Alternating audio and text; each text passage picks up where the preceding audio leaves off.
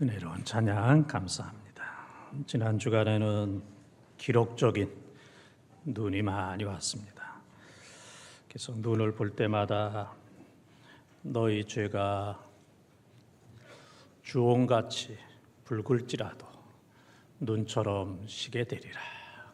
이사야 1장 18절의 말씀을 늘 기억을 하면서 금년 겨울에 눈이 올 때마다 이사야 1장 18절 내 죄를 눈처럼 희게 하여 주시옵소서, 이런 은혜가 있어야 됩니다. 오늘 12월 1일 또 12월이 되어서 여러 가지로 또 어려운 그런 가운데 있지만은 영육간의 건강한 축복의 12월이 되시기를 축원합니다. 어떤 부인이 아내가 여행을 가면서 냉장고에 이렇게 붙였습니다. 까불지 마라 그랬어요. 까불지 마라.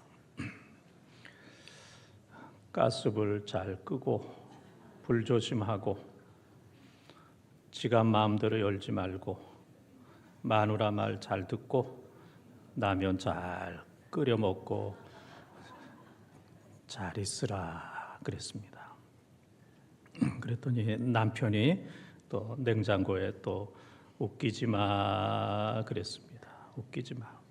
마누라가 없으니까 웃음이 나오고 또 마누라가 없으니까 기가 살고 지갑을 마음대로 열고 마누라 빠이빠이 그렇게 썼다는 얘기입니다.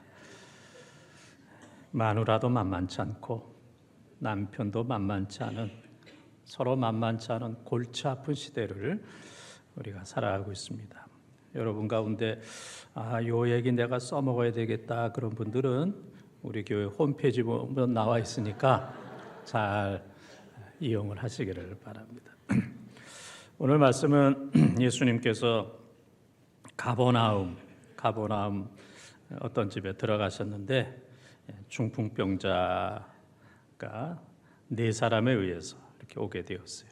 그런데 예수님께서 즉각적으로 고쳐주신 아주 기적적인 감동적인 그러한 말씀입니다. 이 중풍병은 옛날이나 지금이나 참 어려운 병입니다. 요즘은 뇌졸중 그렇게 얘기하는데 또 현대의학으로도 참 힘든 그러한 질병 가운데 하나입니다. 그래서 본인뿐만 아니라 온 가족이 다 힘이 드는 그런 병입니다.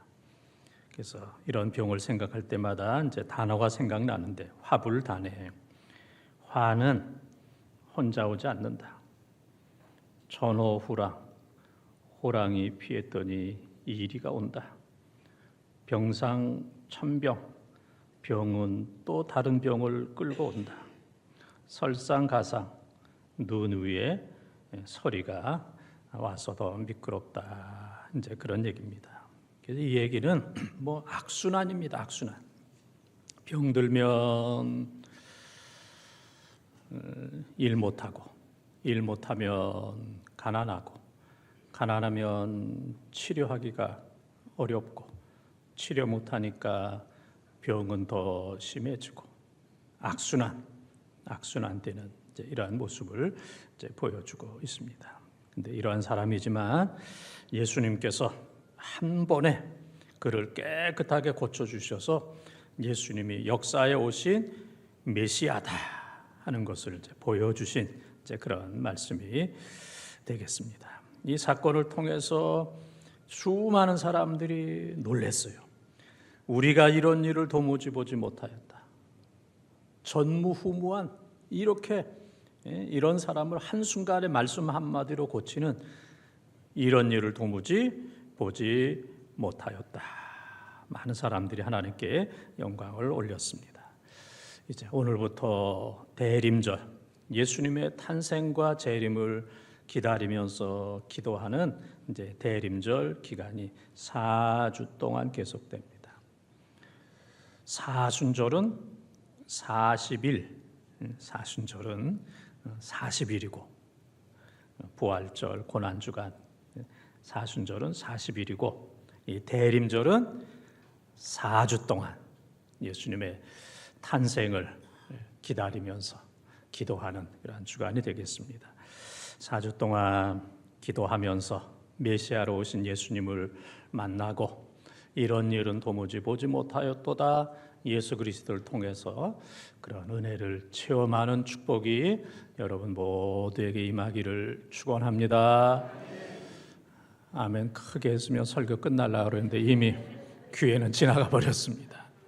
첫 번째 따라하겠습니다. 중풍병자의 무능.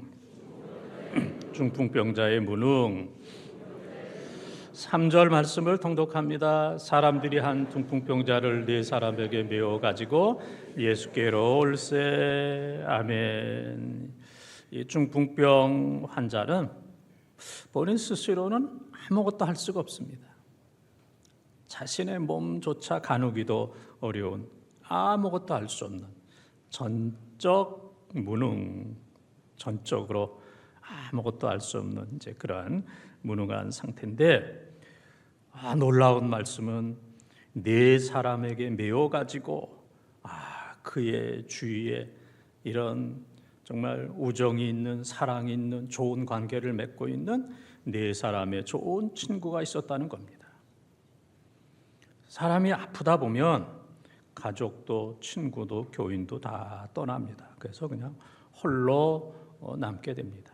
그런데 이 중풍병자에게는 4명의 귀한 친구가 그를 예수님께로 데려가는 이런 모습을 보면은 비록 그가 중풍병에 걸렸지만은 과거에 어떤 삶을 살았는지 그의 인격과 신앙과 그의 인품을 우리가 볼 수가 있습니다. 우리가 멀쩡해도 좋은 친구 4명 없습니다. 4명은커녕 1명도 없어요.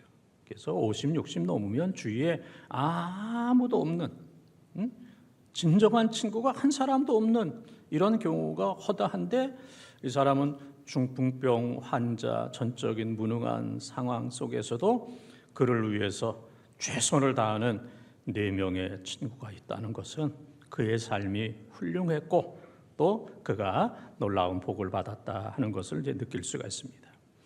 예수님이 가는 곳마다 인산인해, 사람이 바다를 이루고 산을 이룰 정도로 수많은 사람들, 가버나움에서 어느 가정에서 말씀을 전하시는데 발 디딜 틈이 없어요.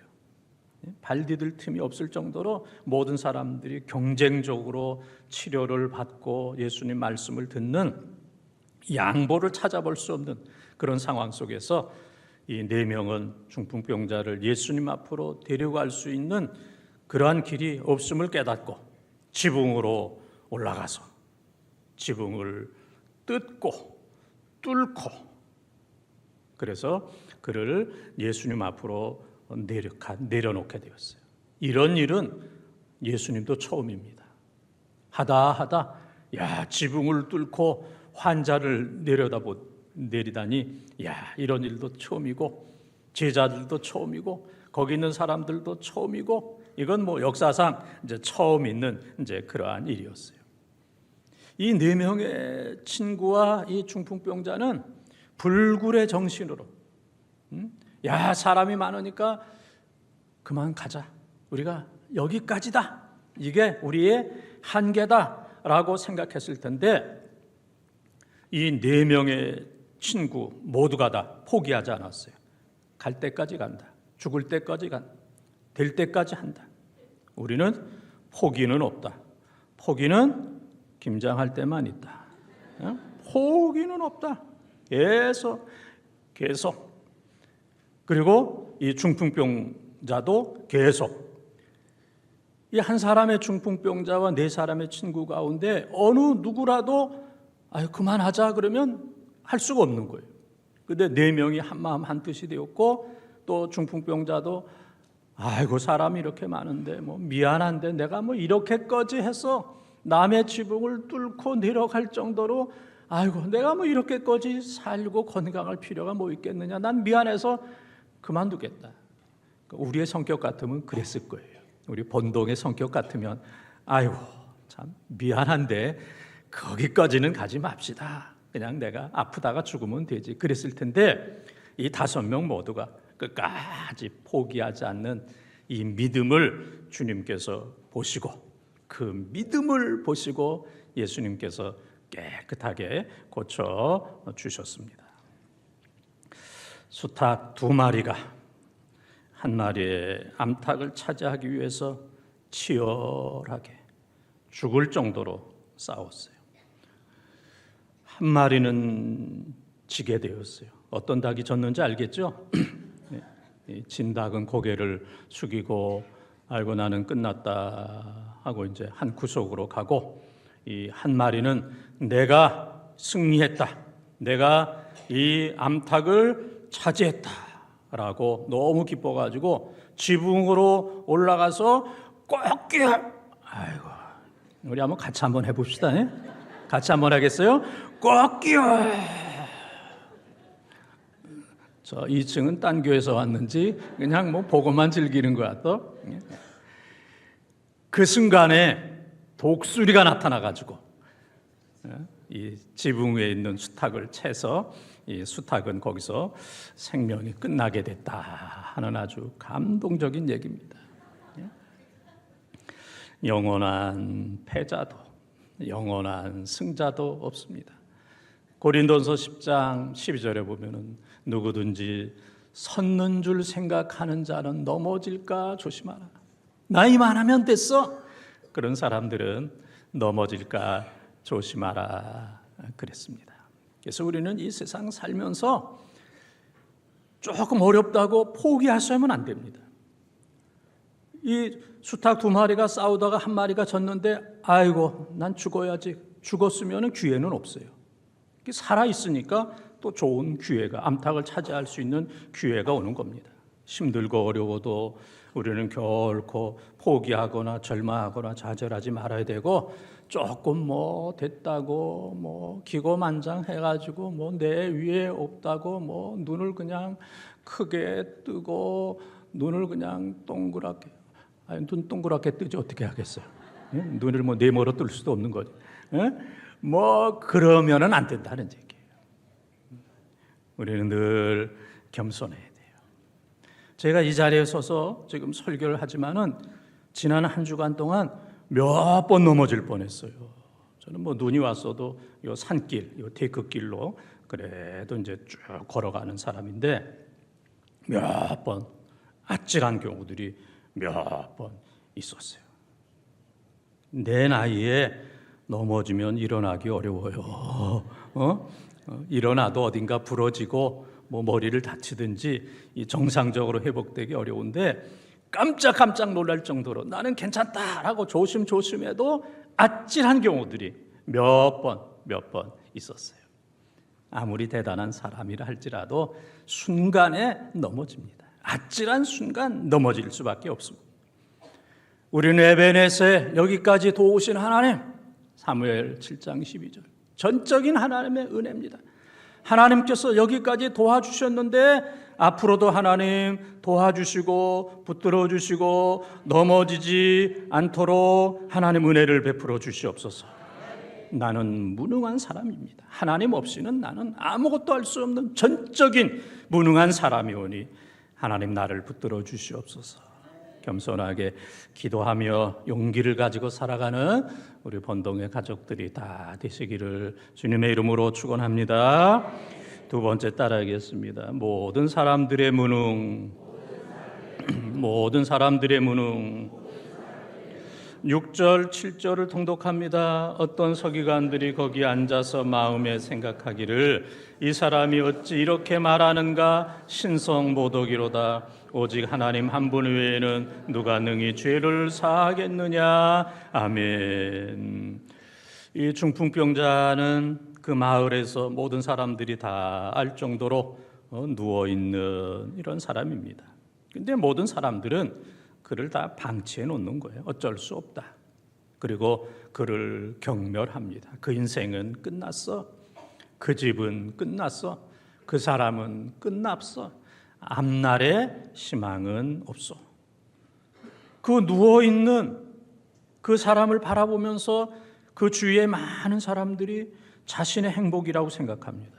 남의 불행이 나의 행복, 다른 사람의 실패가 나의 성공.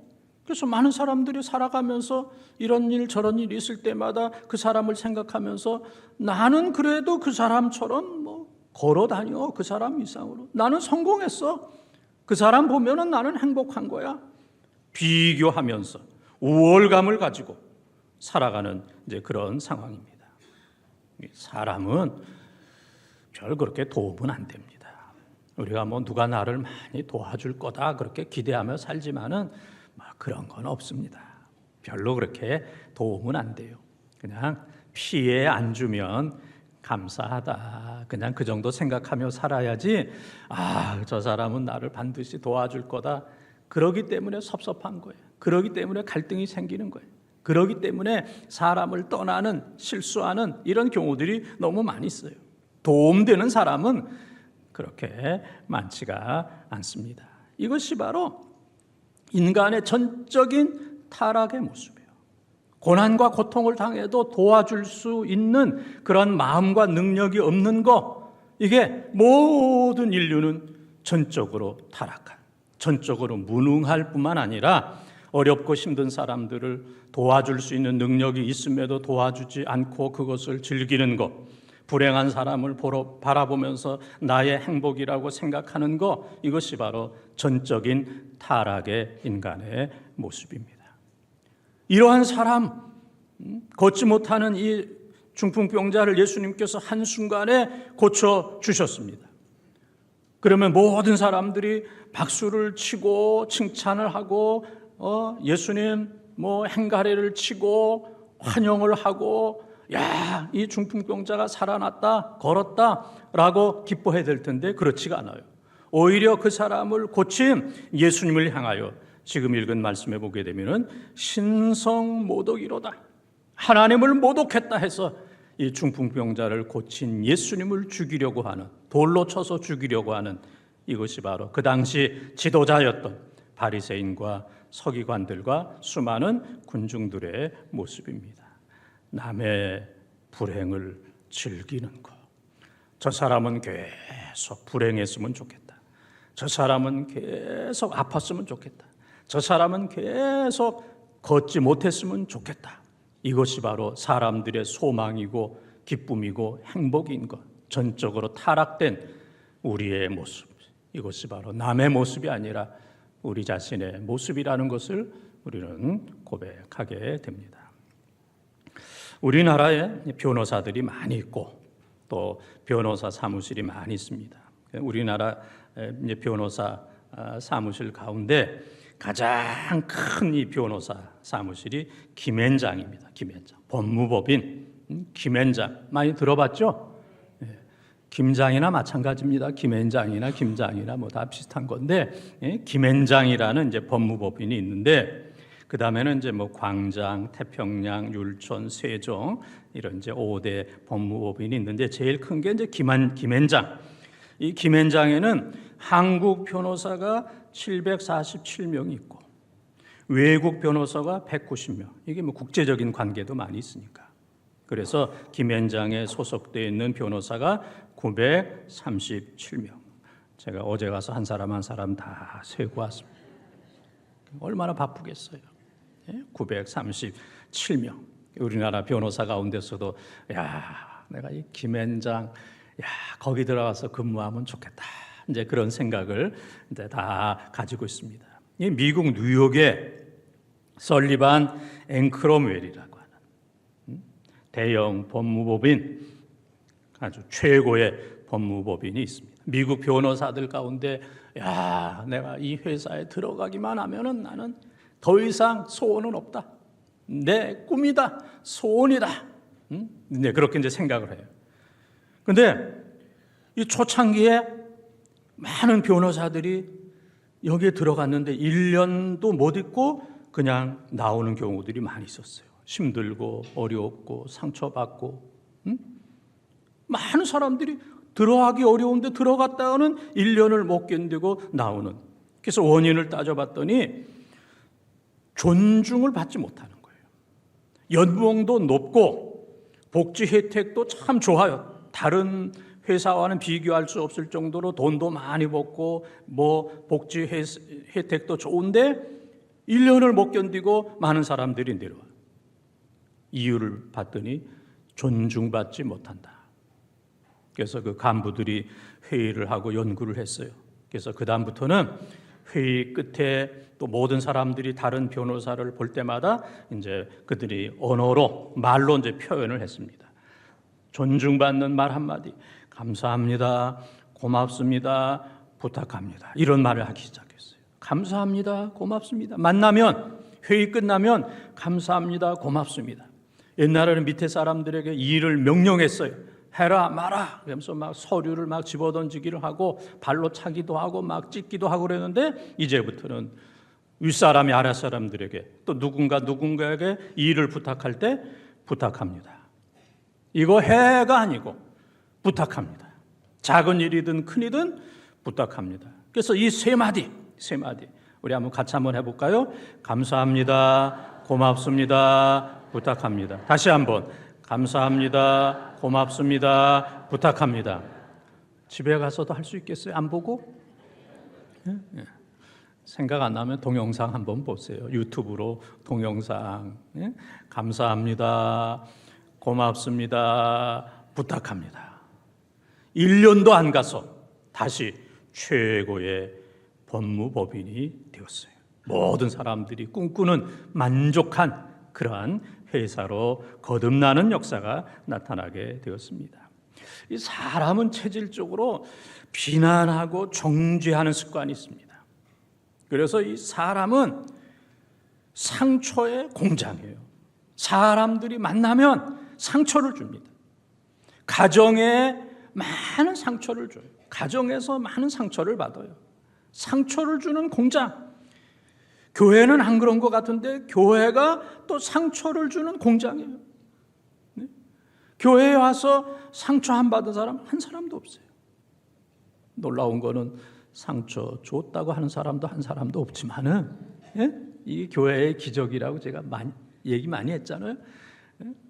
나 번동제일께서 난 누구에게 상처 줬어 그런 사람 한 사람도 없어요.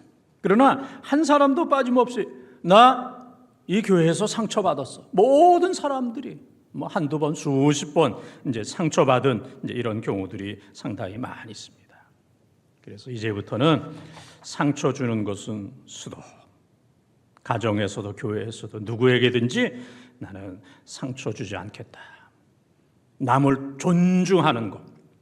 이 메슬로의 인간의 5가지 욕구 가운데서도 4번째 보게 되면은 존중의 욕구가 있어요.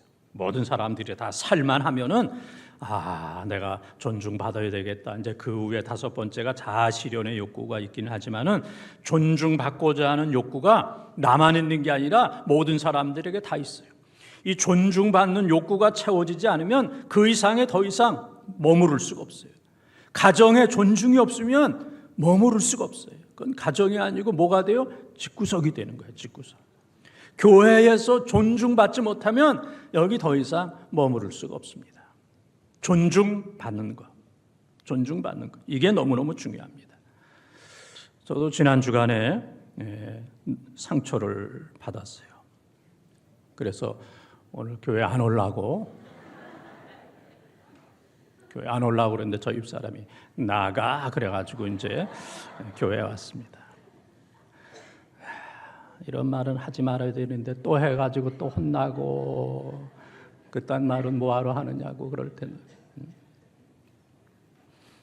그래서 목사가 상처받으면 교인들이 얼마나 상처가 받겠어요. 예? 아니 목사가 교회에서 상처받는다면 일반 교인들은 이런저런 이 사람 저 사람으로 인해서 얼마나 많은 상처를 받겠습니까? 하나님 나에게 은혜를 주시옵소서. 이제는 상처를 받고 주는 그런 삶이 아니라 존중하고 존경받는, 그래서 3마디 감사합니다, 고맙습니다, 부탁합니다. 이 말하기가 그렇게 쉽진 않지만 그래도 얼굴에 좀 철판을 깔고 교회에서 가정에서 감사합니다, 고맙습니다, 부탁합니다 얘기해서 존중하고 존경받는 기적의 가정과 교회가 다 되시기를 주님의 이름으로 축원합니다. 세 번째 따라하겠습니다. 예수님은 만능. 예수님은 만능. 11절 12절을 통독합니다. 내가 내게 이르르니 일어나 네 상을 가지고 집으로 가라 하시니 그가 일어나 곧 상을 가지고 모든 사람 앞에서 나가거늘 그들이 다 놀라 하나님께 영광을 돌리며 이르되 우리가 이런 일을 도무지 보지 못하였다 하더라. 아멘. 예수님은 하나님, 모르는 것이 없고 못하는 것이 없는 전지전능, 또 아니 계신 것이 없는 무소부재. 이거는 신의 성품이에요. 신의 성품. 우리에게는 이런 성품이 없습니다. 전지전능 무소부재하신 예수님. 예수님. 우리는 무능, 중풍병자의 무능, 전적인 무능, 사람들의 무능, 전적인 타락, 다른 사람의 건강하고 행복한 것을 원하지 않는, 나만 건강하고 행복해야 된다는 전적인 타락한 인간의 모습, 거기에 반해서 우리 예수님은 전지전능하시고 무소부재하신, 우리를 사랑하시되 끝까지 당신의 생명과 목숨을 다하여 아가파의 적으로 사랑하시는 그 예수님. 그래서 오늘 이 중풍병자를 보셨을 때에 일어나 네 상을 가지고 걸어가라 명령하셨어요. 삼중명령, 일어나라, 네 상을 가지고 걸어가라, 삼중명령. 그런데 한순간에 이 모든 것들이 다 성취되는 놀라운 역사. 이건 주님만이 하실 수 있는 겁니다.